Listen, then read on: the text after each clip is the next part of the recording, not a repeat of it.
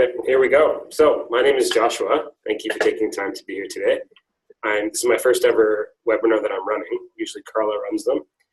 This is the social enterprise one. So I thought I'd open with a little context from a great article that Rob Daglish wrote called "What Does Social Enterprise Have to Do with the Church?"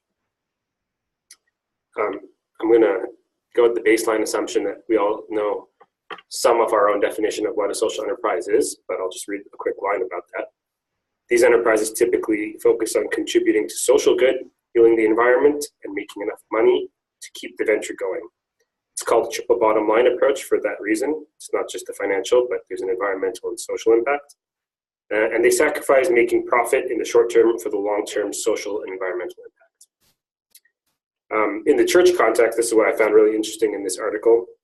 In terms of providing abundant life or loving our neighbor, both mandates of Jesus, it's not too difficult to make the connection here. The desire to improve the economic justice, social well-being, environmental, educational, or political circumstances of people are expressions of neighborly love and the move towards abundant life. So I'd love to hear from you where you are in your journey with social enterprise in your church, in your congregation, in your mission work, who you are, and we'll just riff. And my role now is to sit back, facilitate, speak as little as possible, and let you all connect with each other. So Nick, do you want to kick it off? And also I ask that when we're speaking, I'll just mute when you're not speaking. So I'll go ahead and mute. Okay, wonderful. Hi, everyone. My name is Nick. I am a principal consultant for Impact Consulting, a small consultancy run by Pillar Nonprofit Network in London, Ontario. I typically have the exciting role to play as a facilitator between a client with core values and desired impacts they would like to see, and then a particular business initiative or idea, mostly related to either social enterprise or social finance. And so social finance is a very similar tool as social enterprise, but we play more in the capital markets or in the investment markets. And so next to a regular return on investment, we're also looking for a social return on investment. And so that's the role that I play. I've been connected to Carla and Greg Simpson, also featured on this call, where initially we had some conversations with the Calvary United Church in Rodney, Ontario. And that particularly saw a community problem or issue around youth engagement, youth leaving the community. And so we had a conversation with Greg that entailed this idea of how do we facilitate youth maybe to kick around a bit more, or how do we keep engaging them? And so quickly we kind of reached the topic of social enterprise.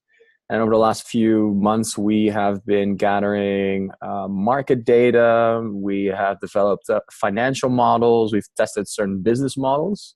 And then actually yesterday, by coincidence, we did a focus group that had 20 people in attendance for a community of about 900 to 1,000 people. That's quite substantial. And again, how do we, the main question that I come back to is, how do we facilitate Greg and his congregation, or the congregation that he's responsible for? How do they integrate into the community in a more effective way, always aligned with the core values that the church sees, and that they see in their community? So it's been wonderful work so far. I've worked with a majority of clients from municipalities, non-for-profits, and for-profits in Ontario. And this is my first time really touching a project that is faith-based and is connected with the church. And so that's a very wonderful journey to be part of, and I'm excited to be on today's call. Thanks, Nick. That's great. It's good context for first time in faith work, so come back to that later. Judy, would you like to go next? Hi, everybody. I'm Judy. I'm from St. Genevieve United Church in Montreal. And I am the part-time program coordinator for a new program that we started called Loss in Living. And it's about helping people move through grief into a full life in whatever way that we can. So we do workshops, do some community art projects like the Before I Die board, which has been out in a number of places, which is a chalkboard people write on. And I guess one of the reasons that I'm on the call today is one of the concerns that I have for us going forward is, right now we're operating all on grant money and it's wonderful, but that's not sustainable in the long term. So trying to find a way to keep ourselves moving forward in a sustainable way. And I'm not sure how that's going to look. We do have some community partners, like our local funeral service provider is one of our main partners that we're working with. But we can't expect them to financially fund all the projects that we'd like to do. So that's all I have right now. Great. Hopefully there's some answers here, some kindling to get your fire started. Perfect. Greg, do you want to go next? Well, sure, I can. I'm just going to double up what Nick said because he's been so involved. So the church originally was looking at the community, looking at a way to be more involved in the community rather than fuss about the fact that we don't have as many bums in seats as we did 50 years ago.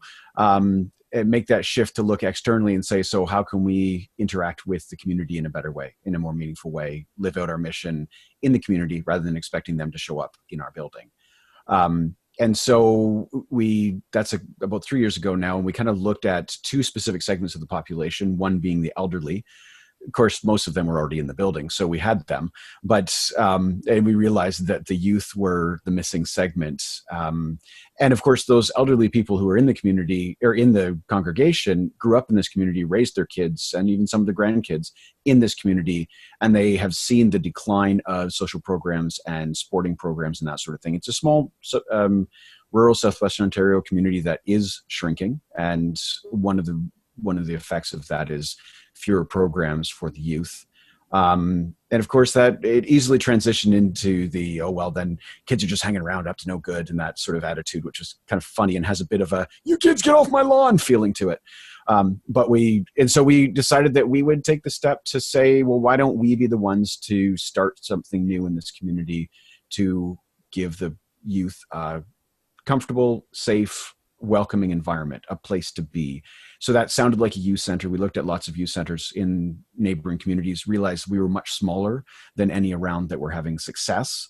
And so that's when we realized this wasn't going to be something that we could even have it live simply on grants alone. The church itself can't support it financially. It needs to be a community thing, not just because of the finance, but also the number of people. We need it to be community. There are a bunch of service groups in the area. Our Kiwanis Club is very strong, and the municipality is sort of behind us. They're definitely behind us verbally, and in some small ways have been helping out financially as well by giving us use of a space for free, which is pretty cool.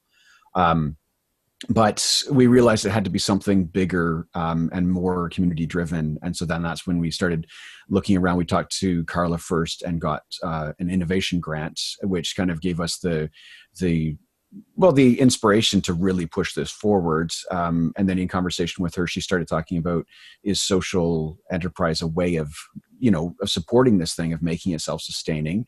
And that's when we connected with Nick and Andre and the wonderful folks over at Pillar and Impact. And I'm not going to steal all Nick's thunder there because he already did a good job of explaining it. So, but yeah, we're at a point now where we're really close to financial model. We have beautiful involvement from the community. We have a lot of people, huge amount of conversation, a lot of really good energy.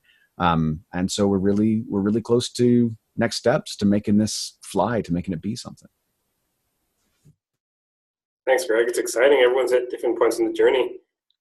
I think you added something really good to Nick's context, so we'll get back to that, and some great bits about demographics in there I want to return to as well. Michelle, do you want to take over?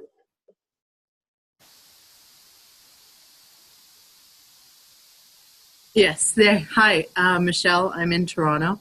I'm a webmaster. I don't know what social enterprise is, so I'm here to learn. And I think it might have something to do with something I'm working on, and that is taking church out of church and going out into the community to just take our message out into the community a different way. And you're going to teach me how to do that. Okay, thanks. That's the perfect segue to Peter Miller, the OG of social enterprise. Peter. Thanks, Josh. My name is Peter Miller. I run a community innovation hub at St. Andrew's Church in Markham, and we have 21 hubsters. And those are small business, nonprofits, and charities and social enterprises who get free use of unused space within the church, free workshops, free e-learning, free e-mentor learning. And we have an event coming up on April 29th where we, after the church service at 11 o'clock, we have 10 hubsters setting up table booths, and we invite the community and the congregation to participate in an event for about an hour and a half. So in terms of background, I've coached over 720 startups. And 4 years ago, I got involved with Carla in a social innovation challenge. And so far I've coached about 30 social enterprises. And Carla and I co-wrote a book called The Give Back Economy, which shows individuals how to organize and set up a social enterprise and how to apply corporate social responsibility. So that Give Back Economy is available through Self-Counsel Press or Amazon or Indigo for about $20. So yeah, last 4 years in particular, I've been heavily involved in social innovation and social enterprise. Thanks, Peter. I love that. Any good social entrepreneur is going to plug wherever they can. So there you go. And Michelle, I would love to connect you later. Anyone else who's interested in the showcase that Peter is doing on the 29th. So I'll send you info on that, and it's open to the public. Something that connected what Peter said with what Greg was saying. Greg was saying bums in seats. And as you know, the United Church in the last 45 years has lost about half its congregation across Canada. So the EDGE team mandate is to look at the new form of ministry. What are we doing? What do we have that we're not using or we're not stewarding responsibly even? And a huge source of that is physical assets. We have 3,000 churches across the country. And the one that Peter's working at in Markham is largely empty until you have the opportunity to use it for other service work, not necessarily bums and seats, but ways to serve community. So it's a big, bold project that's been changing over the last few years. And Peter, maybe it's a good chance to talk about how that empty space became an opportunity to be something useful in your community. Okay, well, first of all, we approached the minister, Carla, approached the minister and said, we'd like to explore the use of some of that unused space. And I've been in a mosque and Mennonite churches and Toronto area churches, and the average use of the space is in the area of about 20 to 25%. So the minister, who's a very sharp lady, Catherine Selby, and she jumped on board big time and provided us with very positive support in terms of what we were doing. And so what we did, the way we got it started is we designed the program, and then we created an open house to invite business community members and associations in the community like the BIA, like the Chamber of Commerce, like the Economic Development Department of the city. And from there, we started getting referrals. And then we developed the program, which goes for about 6 months, combining both workshops and coaching. And one element that I think has made it very successful is the roundtable discussions. And roundtable discussions are where the hubsters present us with a problem or an opportunity. And the rest of the people in the roundtable provide resources or suggestions or ideas to help. And that has made a big difference. I think another element that's extremely important in terms of the hub is that we've made it both a virtual hub and a building hub and a community outreach hub. So the community outreach has been done through a community center where they provide space for people to come in and use it. It's also been linked to the library, where I'll be doing a workshop for the community in that particular area. So it's a combination of building and online and outreach, all three. The other element that I'd like to comment briefly on that some churches are starting to realize is that they have land. And so we're also looking to add what we call agrihood, which is agricultural products, services, and social enterprises in the agricultural area. So to give you an example, I was down at a Mennonite church just outside of Kitchener, Ontario. And they have a church there that's 11,500 square feet. And they use 20% of it. They also have 4 acres of land that is totally unused. So there's an incredible opportunity to use both of those areas. And then on top of that, along comes a donor who says, I want to give you $10 million to create a new church on top of what they already got.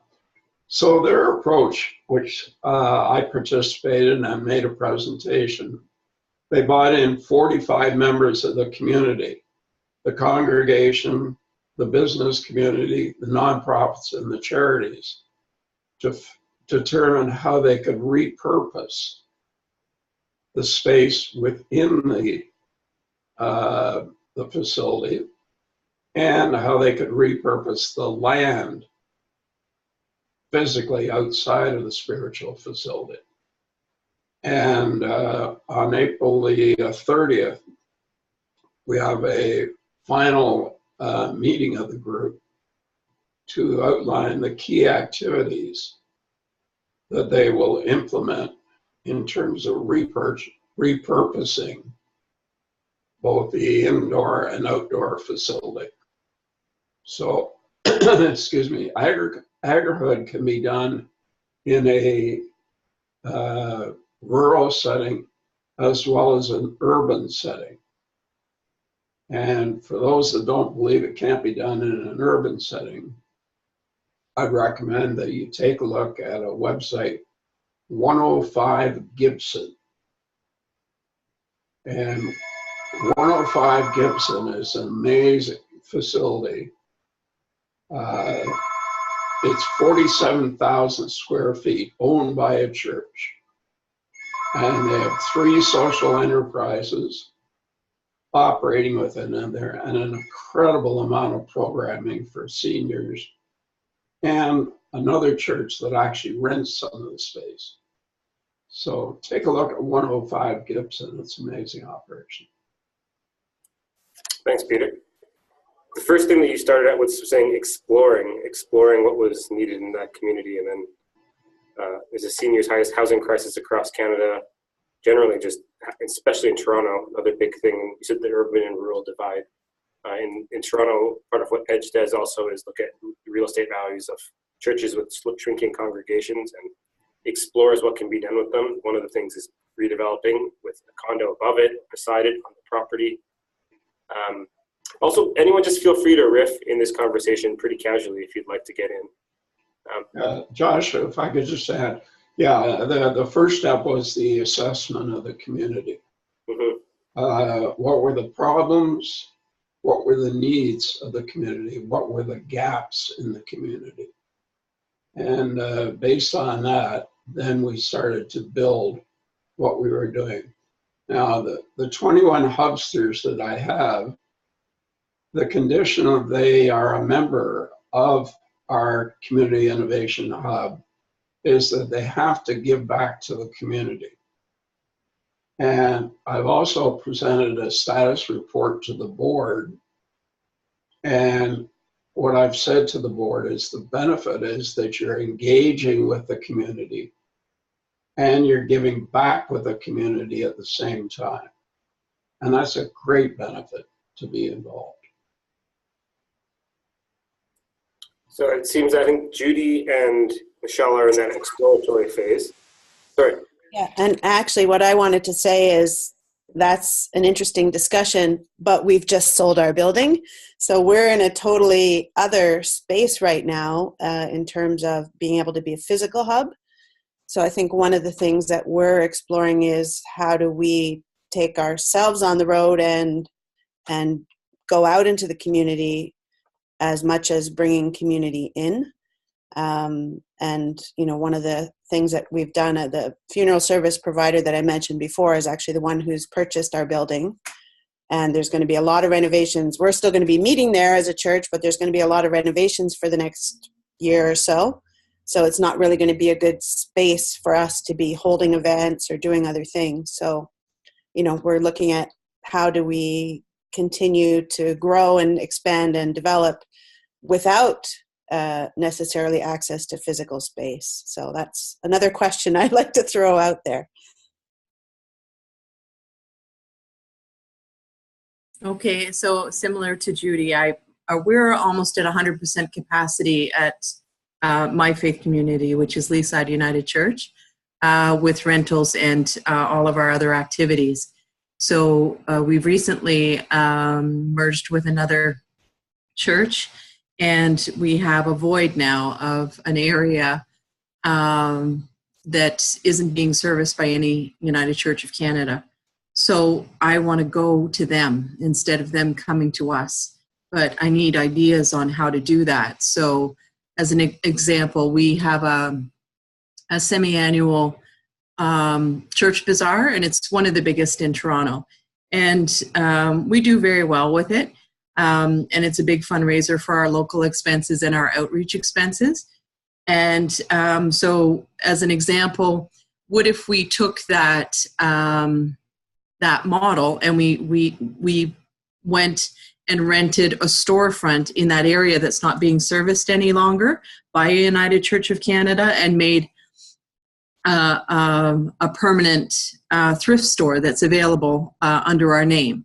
There's a very basic idea, but something like that, something where I can take it into the community, something like a theater troupe of some kind where I can go and rent from another church over there to try and just engage people, or do book circles, or just anything to get that community, go to that community rather than trying to get them to come to us, because we're full. We've got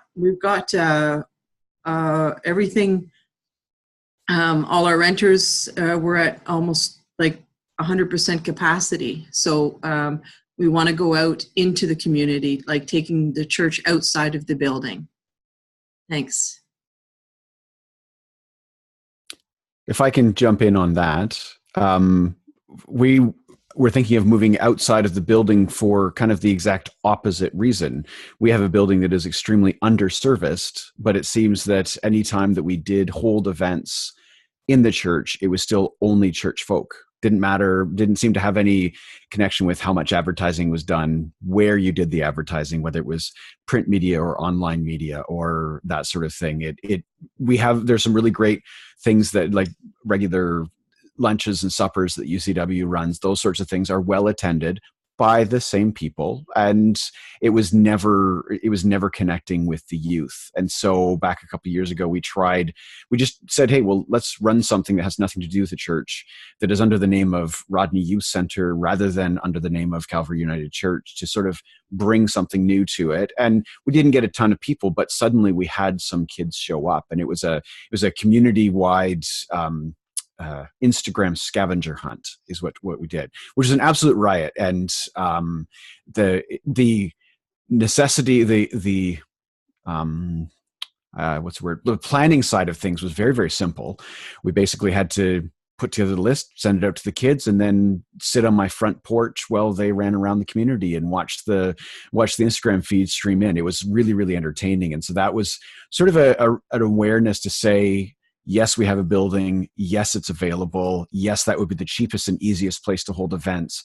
And yet we need to be in the community because people aren't showing up. It doesn't seem to matter. And so that has been a bit of a struggle at the board level, where when we went back to them saying, hey, we should buy a building, they're like, we have a building.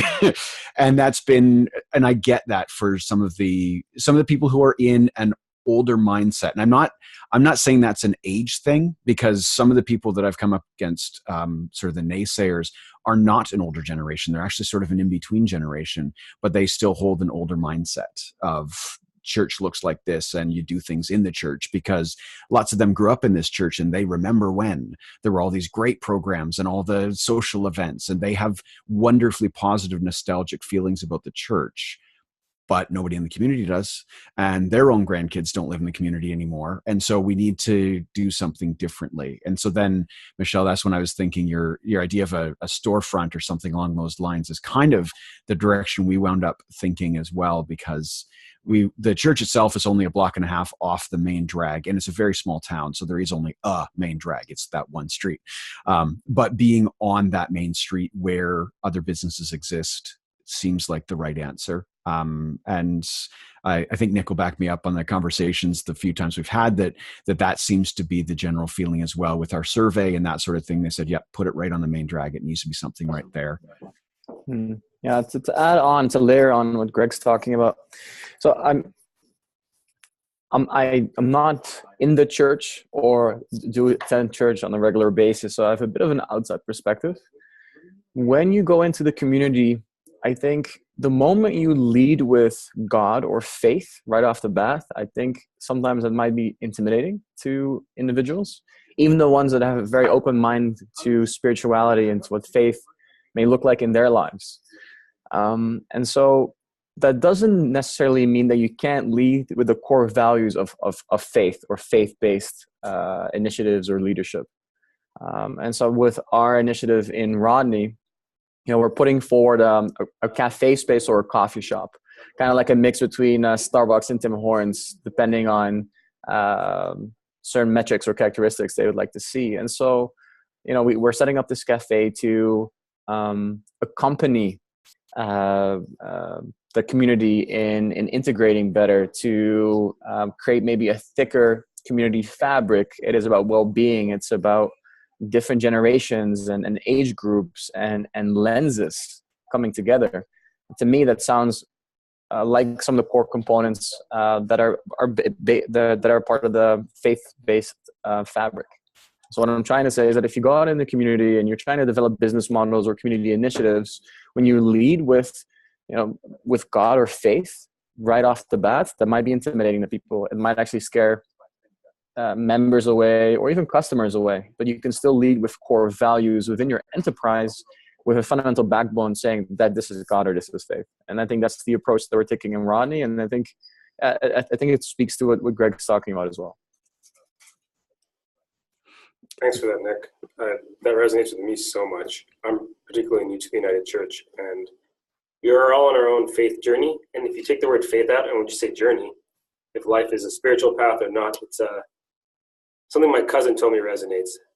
If you take Jesus out and you put your own name into any scripture passage, it's really like we're all just trying to figure out how to live on earth, how to love each other, how to love ourselves.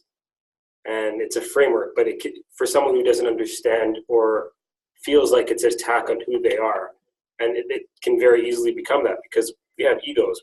We are human. We're a part of the bigger thing, but it's important to meet people where they're at, just like the Spirit meets us as we are. Right? We were born screaming and naked, and we're smothered with love. We have to meet people like that, as if they were infants. Yeah, and so when we take the business theory component of it and we talk about value propositions, I think value propositions have to be strong, like X, Y, Z. Why do you spend money at, let's say, a Starbucks versus a Tim Hortons? Like, there's a value proposition that's compelling. And I think it's also important to be mindful of the lenses that people carry through which they see themselves or their community. I think it's important to keep the door open, though, because I think there's some individuals that want to have a deeper relationship or connection with faith or God. And there's people that are simply not ready yet, but maybe down the path they might be. And so I think some of these business models, even the one that Peter mentioned earlier, and those are great initiatives to, again, accompany individuals on that journey. I'd like to pick up on what Greg and Nick have said and say that social enterprises can be run by the church itself, or they can be run by people that aren't necessarily members of the church. And I guess one of the things that I see the benefit is millennials in particular are very excited about the idea of social innovation. And this could be a way of drawing them into the church or bringing them back into the church, or at least in contact with the spiritual side of the church, whether they become members or not. And Carla and I have put together a tremendous number of lists of examples of spiritual enterprises that could be operated within the church or by organizations outside.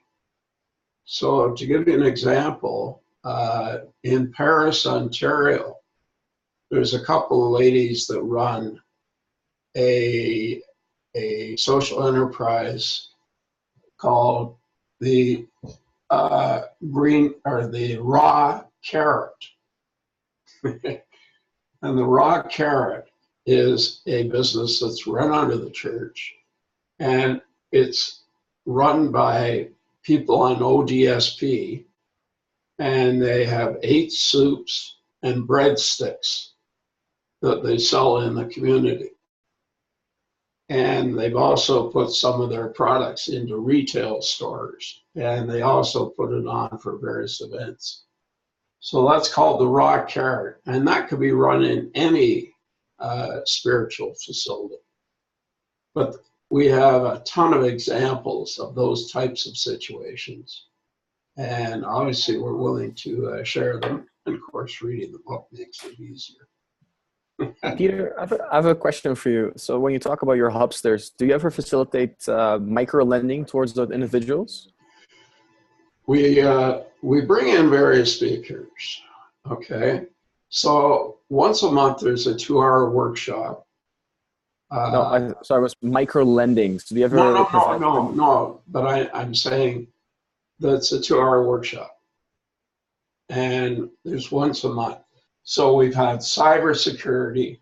We had 3 accountants who came in and talked about the accounting side. We've had Carla actually did one on selecting your revenue source to run your operation. And microlending obviously is one, but it's one of about 25 options that you have when you're setting up. So just to give you an idea, Nick, I've coached and worked with over 720 startups. And I taught entrepreneurship at 2 colleges in Toronto, Seneca and Centennial. So yeah, I know exactly what you're talking about with microlending.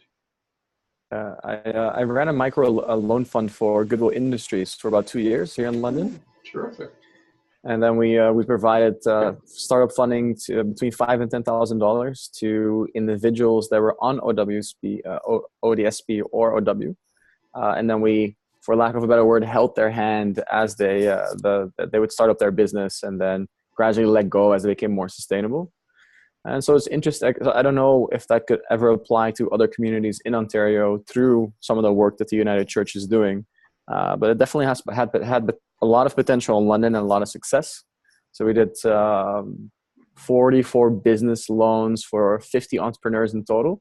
One of our entrepreneurs became top 20 under 40, which is super exciting. And again, it was very much about blending for-profit strategy. So how do we make money? And then balancing that with non-for-profit values. So how do we increase the quality of life of an individual, a demographic, or a community? So whenever I hear Joshua speak, or even when I hear you speak, Peter, that's kind of what comes to mind is like, hey, is there an opportunity to do something like that in a similar fashion? Thanks, Nick. Any thoughts on that? I want to try to take up less space. Yeah, another interesting example in one church in the Toronto area, it was decided that each of the congregation was going to be given $20. And the objective was to see what they could do with that $20 to make a difference in the community and to come back and report on how they'd invested that $20 and what they'd achieved as a result of doing that. So that was pretty cool. What was the highest outcome, some of the notable players there? Confidential. That's a cool social experiment, though. I appreciate that. I had a suggestion for Michelle and Judy, and maybe I'd like to hear Nick's opinion on this, because you're both seeming to be at your, like, what we call an ideation part of a business model, just gathering your ideas of what could be useful to address. There's a place called Front Bone Ministries in Toronto, and they started what's now quite a successful bicycle shop at Queen and Broadview in Riverdale, or Leslieville. And they started it with the help of a grant from the Toronto Enterprise Fund, which, like the Raw Carrot, it funds social enterprises working to help bring employment to people with disabilities or marginalized people who would not necessarily enter the workforce otherwise. So it trains, and it has a staff of about 13 people who have barriers to employment, and they didn't know they wanted to do a bike shop. They wanted to do something. They saw the need in that area to help people find work, dignified work, where they could be independent and earn an income and participate in the formal economy. So they had a blue sky session, and I think Peter mentioned earlier a round table. They invited community partners in, and for 3-4 hours they had a facilitated session of the needs, the strengths, and they had 200 plus ideas of businesses that they generated. And they whittled it down through a series of process of elimination, saying that's not feasible, this would not address this, and with the capacity of their staff and their resources, and they ended up at a bike shop. So Judy, you're kind of at the point of there's something to be done, but what? Am I hearing that right? Yeah, I think so. We are very much at the early stages of things, and we have sort of decided on a specific niche area that we're looking at, but I think there's a lot of potential for a lot of different things. And, we've just got an advisory committee together after a year or so. So we're starting to explore a lot of different avenues, but again, it's sort of how do we, I'm hearing a lot of good ideas about connecting with community. And, I think the issue that I'm thinking about or concerned about a bit is a lot of the service, according to the assessments that we've done so far, is for other groups like us that are mainly nonprofit. So how do we find a financial model that works for us in that scenario, or some sort of partnership that at least there's a benefit on both sides to sharing resources, or, as I'm speaking, I'm having ideas, but, if anybody else has ideas, I'd love to hear them too. If I can jump in, I'd love to connect with Judy. So typically what I do when we meet with clients, we always talk about defining our core values first, and then starting with the end in mind. The idea that you start with impact you would love to see in your community. And so that could be people transitioning off social assistance, people with mental health challenges, getting into employment or feel there's more well-being in their own lives. Maybe it's creating a peer-to-peer system. Like there's so many ideas that you put forward. But basically, when you want to start an enterprise, this is what I would engage clients to do first. The idea of, okay, what if this is up and running, what are the impacts that we're generating on an annual basis? So from that point onwards, you start design thinking backwards, and you start design thinking back to today. So if we want to get to operating enterprise in the next 6 months, what are the moves we have to make in order to get there? And so typically what I would do then is to understand, and there's really, I'm not even talking about the community side at this point, I'm talking about the business side. And so to have some sort of financial model in place that says that if we do a bike shop in this area, this is how much money is being spent by households on bike maintenance or bike purchases. So I'm just going to run with that example because I think it just flows well. You want to talk about how much market potential is present in the area that we live in or in the area that we want to target. How much is being taken up by competitors? How much would be left for us?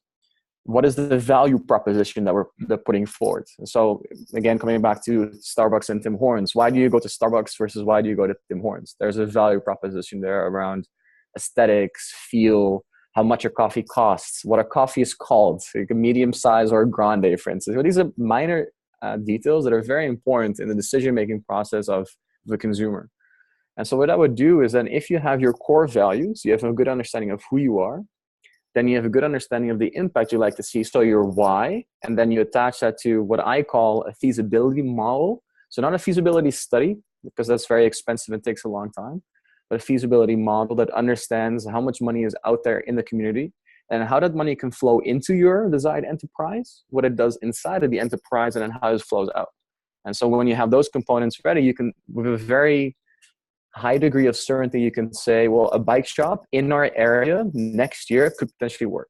Or it goes the other way where you say, you know, this relates to our core values and it has the impacts you want to see, but financially it's just absolutely not feasible.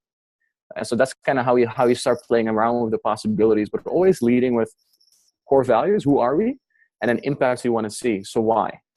And then the rest, I think, I would say that's easy. And because I've been in this sector for a long time, it's definitely not easy, but that's where the fun starts, because then you can kind of start to see how your idea becomes an actual concept that you can integrate in the community. I've got a question that kind of connects and straddles, I think, Nick, what you were saying, and I think, Michelle, you were saying that most congregations are aging.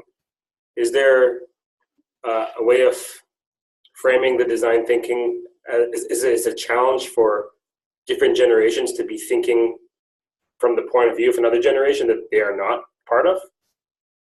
For example, boomers designing something to serve millennials and get them engaged in new forms of ministry of whatever enterprise it may take form. Yeah, I'm sure that there are people in your community that can aid you in that. And we always feel like we want to speak on the behalf of other people, on the behalf of what we think they might need. But there's also an idea of just trusting the wisdom that sometimes is in the room, or wisdom that is in your community that you can take on and integrate in your business modeling process. So it doesn't have to be an older congregation designing something for youth because they see a youth problem. Again, relating back to our example with Greg, yesterday we had 20 individuals attend, 14 were adults, 6 were kids. And in the facilitation, we said everybody here has an equal voice. And we listened to a lot of the kids' feedback. And so it doesn't always have to be that way, but I do agree that you need to you just have the appropriate players at the table. I love the idea of fret bones. That's amazing. I'm a 365 a day rider, so it's wonderful for me. Yes, in my faith community, there is an aging demographic, and they are supporting the church. So I think I'm getting confused right now. I don't know how I'm trying to see the difference between outreach and social justice. Like if I were to go and do this too, and as a group, the group that I'm working with at the church, if we went and we did a Fret Bones down in a different community, how that translates back to I guess studying together and meeting together and having fellowship as a big group, or is that just a total subsidiary of our bigger unit? Like I'm just having a difficult time trying to figure out, am I going to go out into the community that's not being serviced anymore because that church, it's been sold to a developer, so it's not ever going to be a faith organization ever again. So to reach those people, that there's roughly 3,000 people there, if I go out and I set up a bike shop, which is an excellent idea, there's lots of lanes that are going in there now, bike only lanes. So it's a super idea, just as an example. So, but I don't know how that translates in getting those people to be in pews, and maybe social enterprise isn't to do that at all. Maybe it's just outreach. It's just a different way to do outreach and say, yeah, we're behind this. We'll fix up some bikes and we want to give some people some jobs because that's what our mission says. And I love what Nick said about it's in one of my notes here. I can't remember here now. For-profit with not-for-profit values. That's so important for me to think also of doing something that will make a profit, but is according to our mission. So I'm having two problems, the profit model, and also how do I translate doing a social enterprise that gets people to come actually to a Sunday service. I'm confused. I'm going to share the article with all of you. It's very short. It's 2 pages I printed out. It's called What Does Social Enterprise Have to Do with the Church, that Rob wrote. And in it, he's suggesting that it's not necessarily social enterprise from the church is not necessarily meant to draw people in. It's meant to be a continuation of, as he sees it, following the Spirit, following another way that we can serve community, be useful, love our neighbors.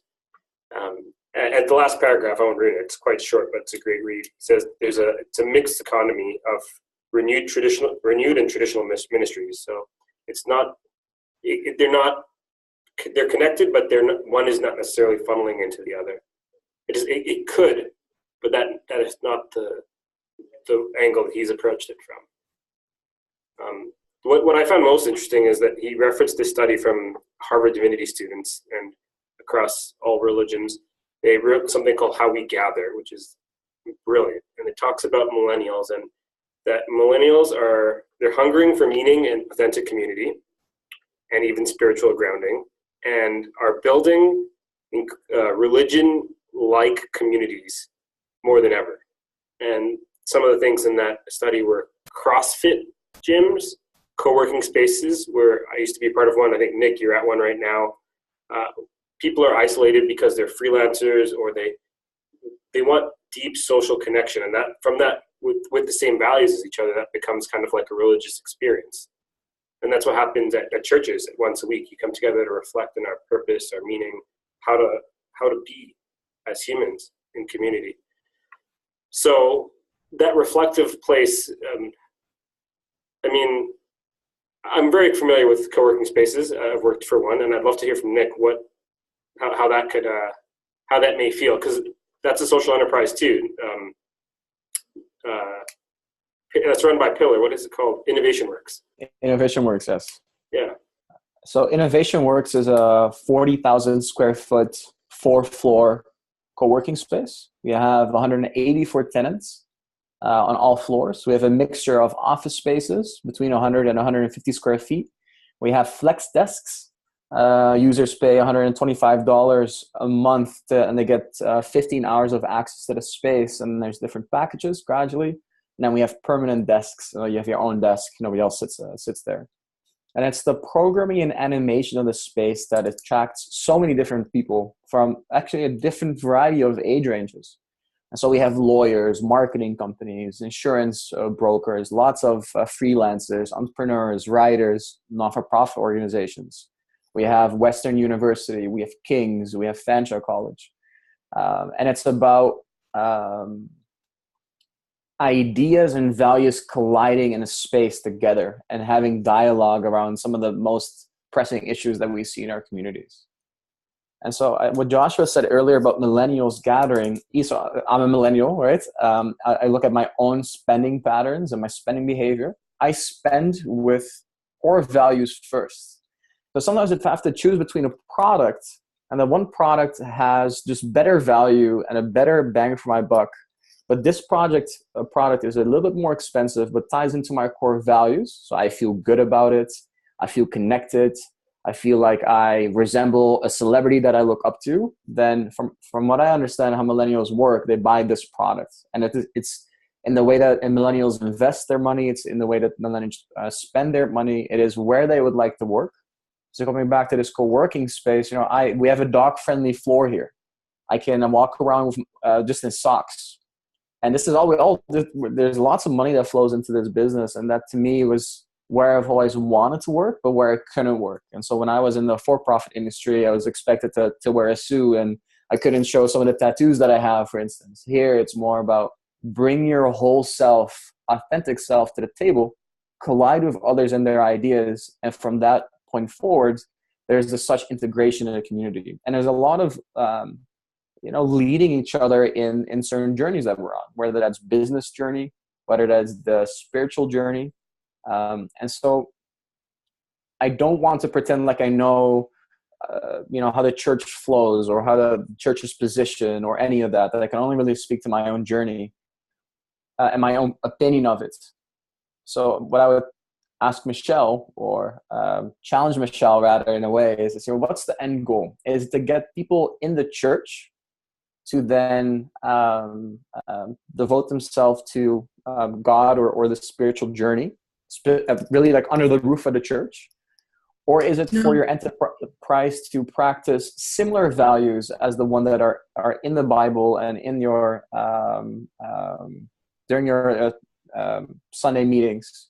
That is out in the community that inspires the same impact, although it might be branded or defined slightly different. Exactly. And what Josh said, it really, that makes a lot of sense to me, that we just do the same thing, but we do it in a different way. So that really clears it up for me and makes it very clear. I am not a millennial. I'm over 50. So and I am part of that aging congregation that is supporting our church. So it's difficult to get them to think differently, as it is for me over 50 years of age to think differently. But I think I understand now that it's something that somebody like me and my group of people will have to pound the pavement to do. So yes, you're right. I guess the end goal that everyone thinks is getting somebody to come into the pews, but it really isn't. And just to build on that, I totally agree. I mean, church is generally a Sunday event. And I would look at the bums in the facility or on the grounds 7 days a week, from 8:30 in the morning to 10 o'clock at night. And if you can get people in and get exposed to some of the core values that Nick mentioned as being the important issue, that's more important than a bums in the seats on a Sunday. There's also a church up in Aurelia where the minister spent $200,000 to increase the audio system. And their objective is to run a whole series of concerts in the community. And it may be bums in the seats on Tuesday or Wednesday or Thursday, but at least they're in the facility and there's a chance for some exposure to some of the spiritual aspects of being in the facility. And another example that I really like to use is kids. GoFundMe ran a campaign recently for kids. A 7-year-old said to his mother, I got a lot of extra clothes here. I'd like to take those to an orphanage. I'd like to take those to a church. And GoFundMe gave him $1,000 to pursue that as a small social enterprise. An 11-year-old on her way to school passed a homeless lady on the street. And she came home and she said, Mom, I want to make a kit for homeless people. And GoFundMe gave her $1,000 to create that kit. Well, you know, kids can create social enterprises within a spiritual institution that can meet the values of the community and of the spiritual institution. I wonder if I could, sorry, go ahead, Nick, and then I've got something to add. No, I wanted to be cheeky. I said, and then the Dutch side of me says, if we can practice solid business fundamentals, then our community is going to, strive forward. So, an example that I've brought that, Michelle, I think I've had a lot of people ask the exact same question as you're asking is, so we go out and we do some business and it's socially responsible and that's a positive thing, but how is this part of the core mission of church, and how do we tie those things together? The beautiful thing is that this isn't a new question. This isn't a new difficulty. There's a fantastic legend about St. Patrick bringing the church to Ireland. And it was a largely pagan society, which interestingly, we kind of are starting to find ourselves in, or a group of people who aren't as familiar with church as those of us who grew up with it. And I don't care how much of this is true. It's a great myth or legend. But what they would do is they would go and they would set up camp, or they would create their own little living situation just outside the walls or the area of a village. And when the people came out of the village to do their work, to work in the fields, to hunt, to clean fish, to do whatever, they just help. They would just show up and help. And then at the end of the day, they go back to their village. And eventually the people from within the village would come out to this group of people and say, so why are you helping us? Why, you've lived this core value. What makes you different from us? Because it was an environment where people were really scared of the unknown. Again, not an unfamiliar thing in the situation we find ourselves in right now. And so, and that, the legend holds that is how the Roman Catholic Church became the core fundamental way of being in Ireland, is because they didn't come and beat them with Bibles and say, you should know Jesus Christ. They came and they lived in a certain way. And so that legend or that myth is kind of a cool thing to think about here. If we're putting together, for us, a coffee shop doesn't equal supporting youth. That's not an obvious direct connection. But if what we do as a church and a community is create a space that is supportive, and I'm there as the minister, I don't hide it. I don't run around with a collar all the time, or ever, if I'm honest. But they do also know that that's who I am. I'm also the guy who helps out at the school for hot lunches. So the 3-year-olds know me as the pizza guy, which is all fine. And then the 16 and 17-year-olds know me as the guy who runs dances. But they also know that I'm the minister too. And so should they have questions? And that's a hard one. It's a really long game, right? Like it's hard to invest well in a super long game with no guarantees, because Nick, I'm going to lean on your Dutch ancestry, because there are an awful lot of Dutch folks around here too. I'm Scottish and we kind of have some similarities, Michelle too. And so it's really, really hard in the investment game to say we as a church need to invest money in something that has no guarantees. But it is a socially responsible thing, and I love that Nick keeps going back to core values, because that's really what it is we're living out these core values. And to connect with what Peter was just saying, is whether it's bums and seats on Sunday, or it's maybe not even bums in the facility, but it's bums in the community center where we're putting on the program and we're living out our core values. That to me is where it really where I've been able to kind of sway some people to the dark side and in getting people who are really in an investment style mindset to shift that thinking towards and recognize that a financial investment can have a cultural or social or religious payoff, even if it has no financial payoff. And that's awfully hard with the Scotch and Dutch farmers around here. I'll say that. Thanks, Greg. That's great. I guess my thing that I'm left with too is the sustainability of these programs and these ventures. Like, it sounds great, and it sounds like, yeah, we could do this, but how long will it actually last? So I'm just being skeptical about that.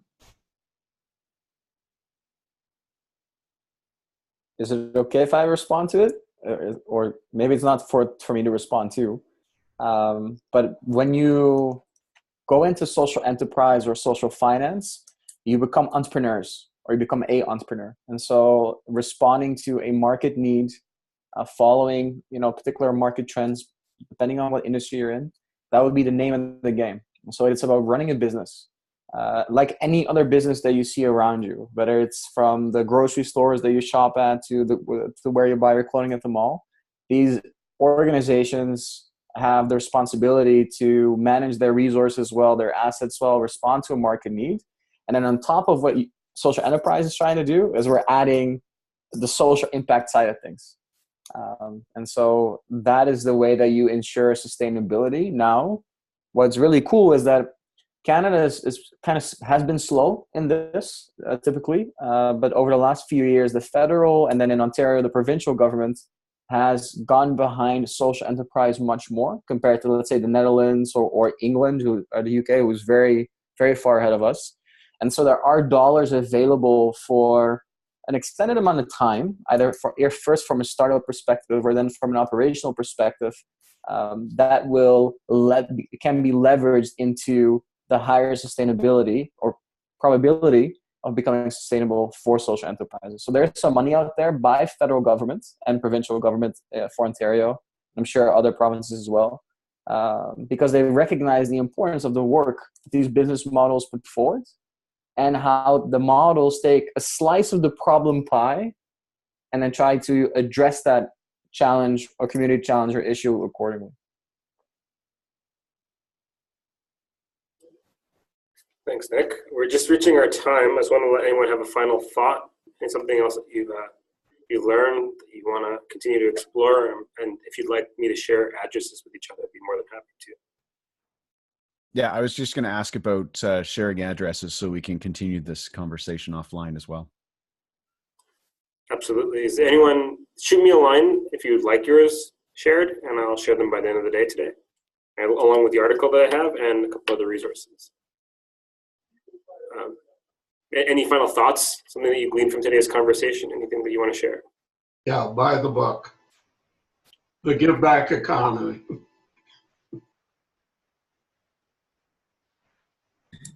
I love the for-profit with not-for-profit values.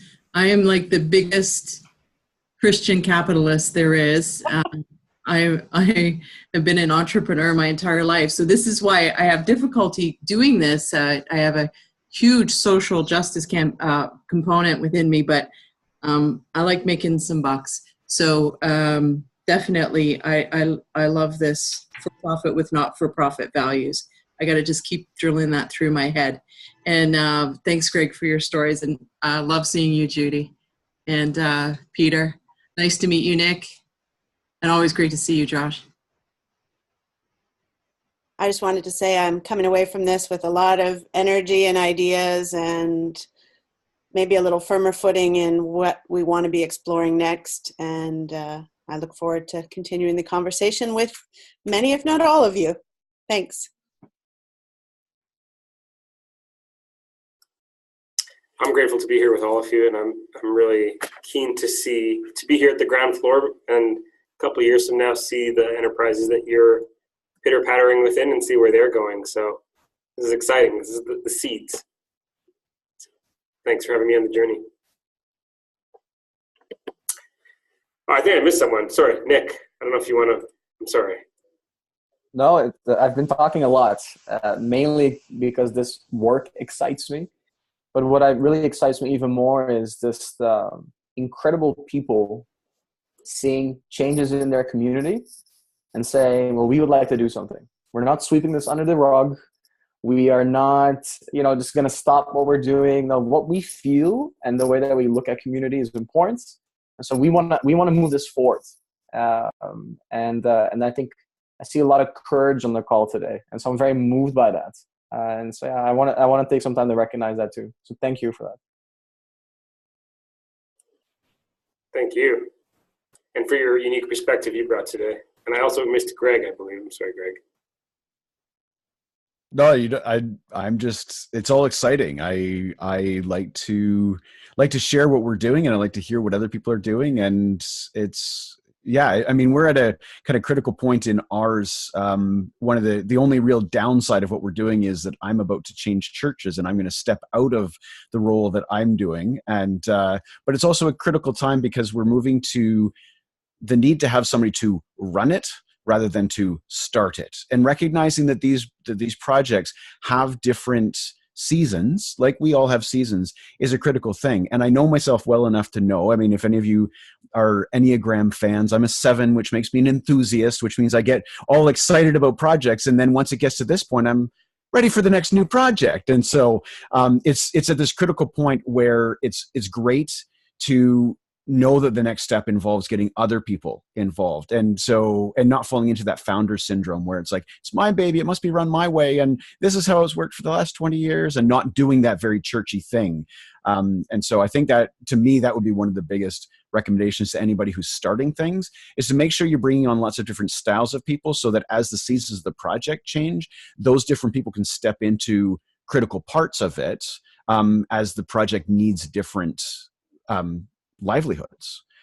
And I can't say enough, honestly. I'm not trying to sell Nick. I'm certainly not trying to sell a book, but the work that we've done with Pillar has been absolutely stunning, because we had these grandiose dreams of what this could be. We never thought coffee shop. It didn't really strike us that we had to have a funding source. But in working with Nick and Andre and the folks at Pillar and Impact Consulting, it's been such a big difference to, well, and even Michelle, like what you were saying is, we know that this needs to have something that's self-sustainable, that has funding. And that's not a place where church people are comfortable to be. We just think that, of course, the money comes in on Sunday mornings and the plate, right? And we really have to change that thinking. And it's been awesome to work with Nick and Andre and to really shift our own thinking. So that's been pretty awesome. So talk to Nick. He's the guy. This is amazing. Thanks, Greg. Thank you so much, everyone, for your time. It was a pleasure. Hope everyone gleaned something great. We'll continue to connect, and I'll send out some notes. Have a great afternoon.